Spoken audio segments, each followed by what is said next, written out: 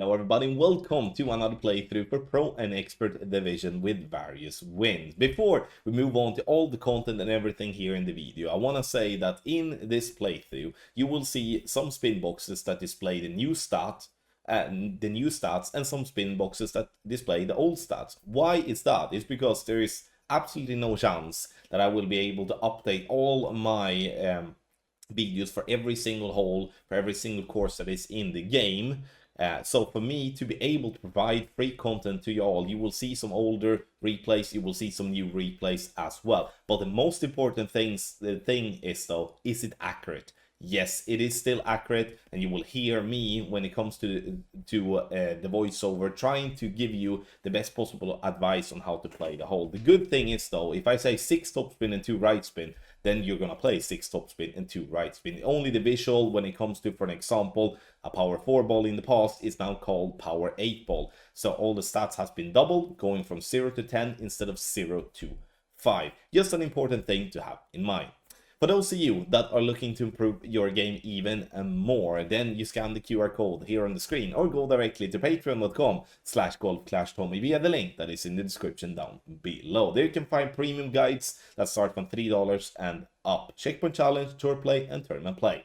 Follow the info box on the right hand side for the club distance adjustment, elevation adjustment, also a ball and club type I suggest you to play with. And last but not least, hit the thumbs up if you enjoy the content I do here on the video. Not just on the video, on the channel. Also, subscribe to the channel and turn on the notifications. Now, finally, let's go to hole number 1.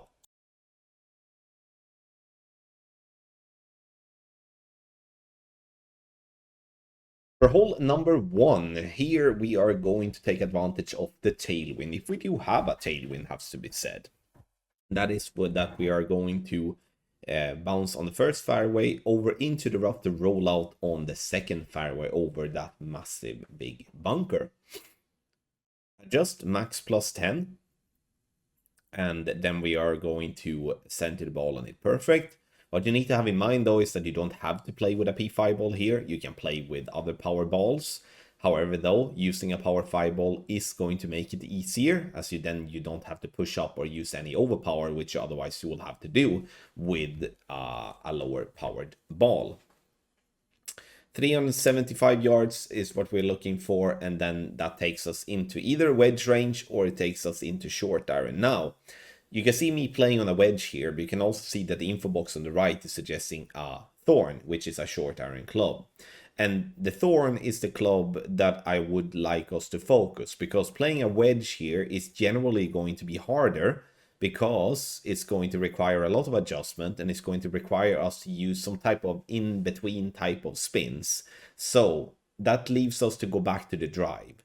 Try to pitch the drive a little bit shorter so you can allow yourself to either go for a dunk or you go for a backdoor shot, which is that you're using all the backspin on the thorn, get the ball past the pin to then roll back into the hole. Now we still get it to work with a wedge, and if you end up there with a wedge, it's EB School plus 20 with the power ball that you have equipped.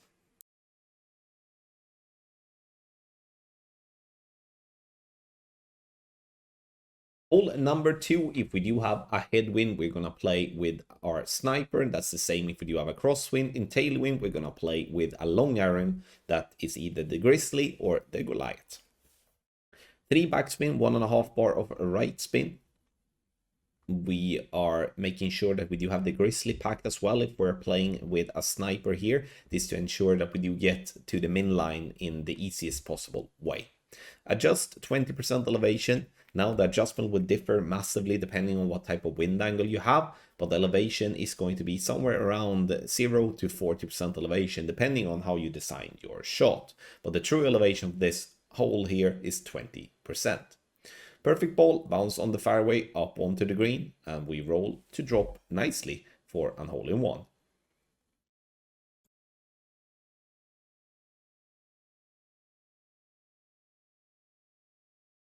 Hole number 3, from the second tee, if we're not having a nice tailwind, then we shall look into what type of big topper we do have. Now, the big topper is only to be used if you do not have the Thor's hammer in level 6 or better, or the Apocalypse in level 6 or better. So it's only if you do have lower level clubs than that, which, I mean, from the second T Pro and Expert division, there will be loads of people that do not have those type of clubs. Big topper, all the top spin and a little bit of left spin, adjust max plus 10. And we are aiming at the very high end of the fairway. The reason for that is that we do want and need to get as much distance out of this drive as possible. Perfect ball it is, and we are getting this ball to roll down into the edge of the shadow, which is perfect because from here we will be able to reach. If using a ball that do not have power 5, that may be a problem to reach in this particular wind. So make sure to play with a power 5 ball. The more wind resistance you have, the easier it's going to be as well. Now, what I'm looking for is to have this ball to end up into the funnel, meaning that I want the ball to go past the pin on the left side, get a little bit further up as well, because the funnel is there on the left hand side.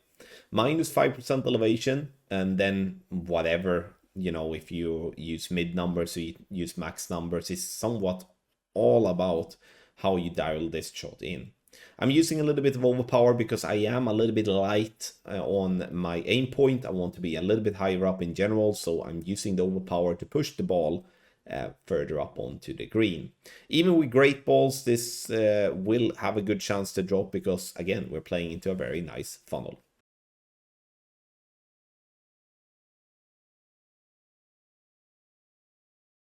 Hole number 4 here, we are going to play with our sniper. We're using the shadow and the rough as our references, having the bullseye just by the shadow meets the fairway and at the top of it, and then we have the blue ring to the left by the rough line. All the side spin together with some top spin. Here, if you have the possibility to use more than 3 bars of right spin, please do so, because what that's going to do is that it will allow you to remove some of the curl that you're otherwise going to have to use. And you can see here that we're using a little bit more than half a ball of right curl, and once again with some more right spin, that right curl is going to be either less or just non-existent.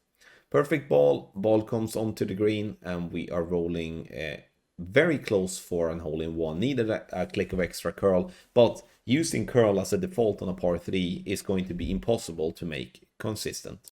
Take your game to the next level with our Ultimate Tournament text guide for Expert and or Master Division for the Panhellenic Games Tournament. With extreme winds on the part, the Paris. Very tough with extreme winds, and our guide will then come extremely handy to make sure to minimize mistakes and still give yourself a chance to get some drops. We will provide, as always, free to play and paid balls when it comes to the Ultimate Tournament text guide. So whatever type of player you are, you will be able to follow along and give you put yourself in the mix of getting yourself easily to the weekend round. Scan the QR code here on the screen or go directly to patreon.com/golfclashtommy via the link that is in the description down below.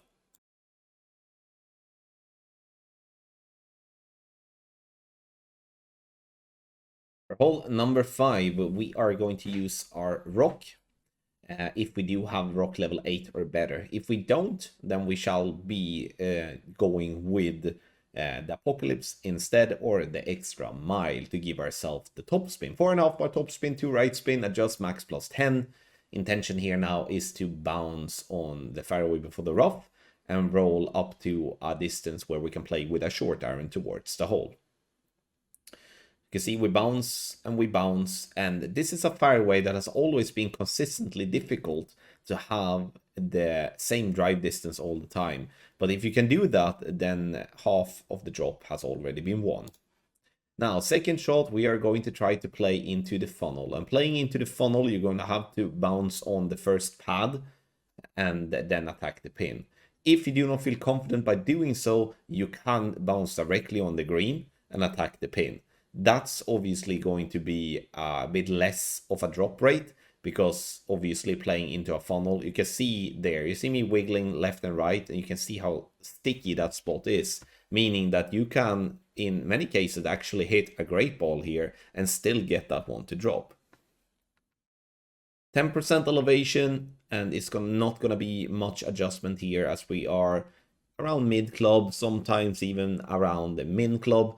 But the important part though is that you are adjusting properly and giving yourself a chance to drop this shot, because this is a shot that loads of your opponents will drop, because it's not requiring much.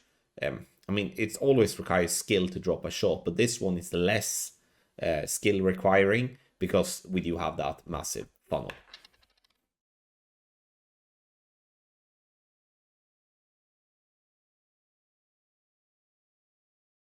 So hole number 6, for those of you that are playing from the second tee, you do not have the luxury as for the players that do play from the third tee when you do have a tailwind. You can't really reach to the green because you will not have the same wind push. Now you can see I'm playing in a headwind, and in a headwind and a crosswind, then it's a layup all day and every day.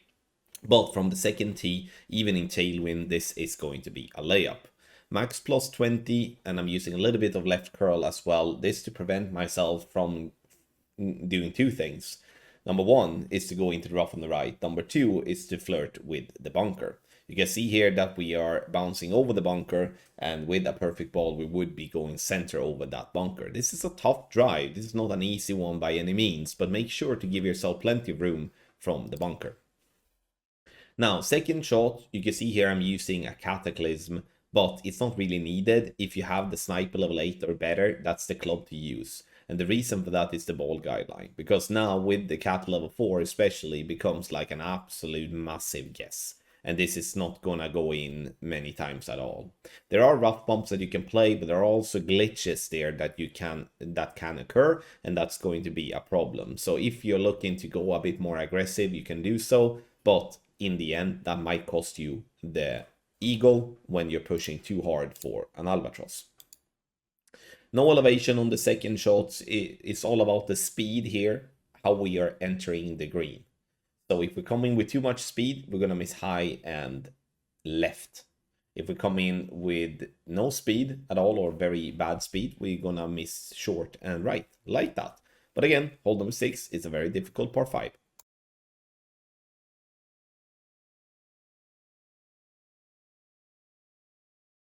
Depending on what type of balls and club that you have available to play with here on the drive, you can play in different ways. If we do have a tailwind, I would recommend that we go and blast it over the water and the rough and try to get to the green in one. If you do have a crosswind, you can decide if you want to use your big boy club and ball to bounce over the water and get yourself past the trees on the left hand side. But if we do have lower level clubs or we do have a headwind, then we are going to have to lay up regardless what type of equipment we do have available. Mid plus 10 for the drive here, as we're not playing from max line. I'm using a quarterback, this to allow myself for the 100 in accuracy, which will help me a lot if I do hit great balls. Now, safely down the fairway, looking to be around 250 yards. Second shot, it is the Grizzly. Here it's either the Grizzly or it's going to be a sniper. The Grizzly is going to be played from close to max line, where a sniper is going to be, I would say, more or less at min line always. There is a funnel that is behind the pin here, and that is something that you will possibly see others trying to catch, which is not wrong at all. But if you do not prefer doing that, you can go what I'm doing with in the video, where it's just go straight at the pin, which obviously it's simpler, but we don't really have a funnel to play into. 10% elevation, and with a Grizzly close to max, it's gonna be a max number most of the time. And the ball comes in and we're missing just left. Need a little bit more adjustment to drop that one in the hole.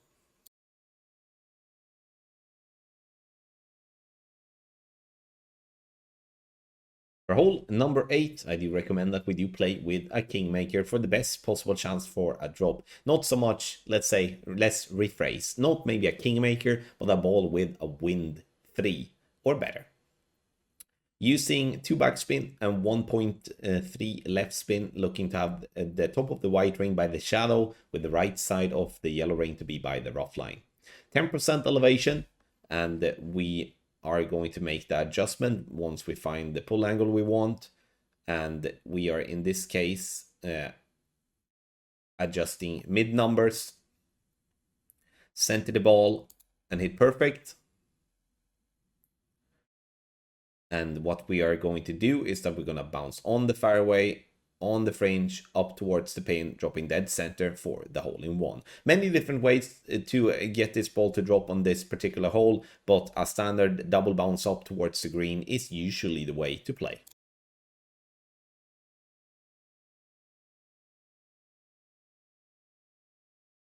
On the drive here on hole number 9, here in any sort of wind, we are going to lay up on the fairway on the right. This is unfortunately a scenario where even if you do have a tailwind, you will not have wind push enough to get yourself over the water without getting stuck behind the trees. And that's going to be just purely a save for an eagle. And that's why we're trying to be as conservative as possible here with our drive. Adjust max plus 10. We are using left curl to push the ball into the left. You can see that I'm using a power 3 ball such as the Titan, but I do have in the info box a Berserker ball. And the reason for that I wanted to use a power 5 ball here is because if you do have a headwind here, and even with a crosswind, we are going to have to push really hard with a lot of overpower on the approach if we're going to make it out from the rough with a power 3 ball. So you can see that I'm using half a ball of right curl. I'm using all the topspin on the cat level 4, which is like 5.5, 6 topspin ish. And we roll out on the fairway. This is what we want. Like, so this is not a bad outcome for us, but we could have made it much simpler for us. We could have used a power 5 ball. We could then allow us to maybe go with a circle drop overpower just as just as the overpower needed and stuff. So try to simplify it for yourself, use a power 5 ball, give yourself room, and end up with an eagle on this very boring par 5. Thank you so much everybody for watching this playthrough for Pro and Expert Division with various wins. For those of you that do want to improve your game even more, do like thousands of others are doing every single season in Golf Clash, to sign up for any of our premium guides. We do offer guides from $3 and up, and we do have guides for Checkpoint Challenge, Tour Play, and also Tournament Play. And please make sure to listen to the disclaimer that you have in the beginning of the video when I talk about the reason to why you will see some spin boxes display the old way of displaying stats and also the new way of displaying the stats. It's all about me trying to do my absolute very best to provide free content for all of you. But it is very important that you have that thing in mind when you're looking visually at the videos that you see in this playthrough. In the end though, if any questions, you can always use the comment section down below. If any other question, you can reach out to me on social media. Thank you once again for watching. I wish you the best of luck in your Golf Clash game.